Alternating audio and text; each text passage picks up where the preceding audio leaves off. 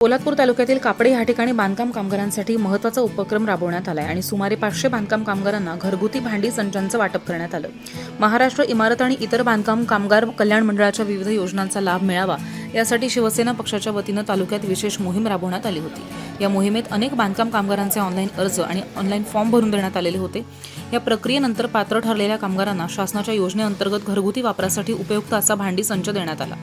कापडे या ठिकाणी आयोजित कार्यक्रमात मोठ्या संख्येनं कामगार उपस्थित होते। आतापर्यंत सुमारे 2000 बांधकाम कामगारांना ह्या योजनेचा लाभ मिळाल्यानं कामगारांमध्ये आनंदाचं वातावरण पाहायला मिळाले। ग्रामीण भागातील अनेक कामगारांना शासकीय योजनांची माहिती नसते, तसंच ऑनलाईन प्रक्रिया पूर्ण करण्यासाठी अडचणी सुद्धा येतात आणि ही बाब लक्षात घेऊन शिवसेना पदाधिकारी आणि कार्यकर्त्यांनी पुढाकार घेत कामगारांचे ऑनलाईन फॉर्म भरून देण्याचं काम केलं।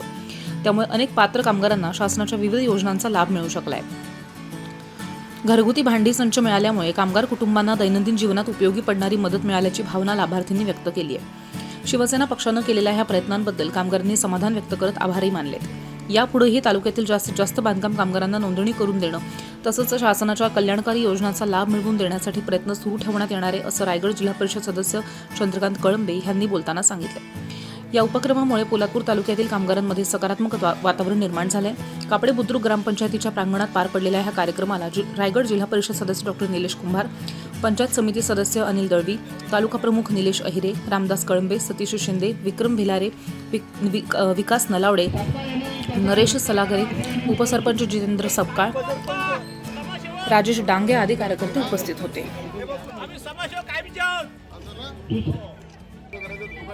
जिल्हा परिषद सदस्य यांचा सत्कार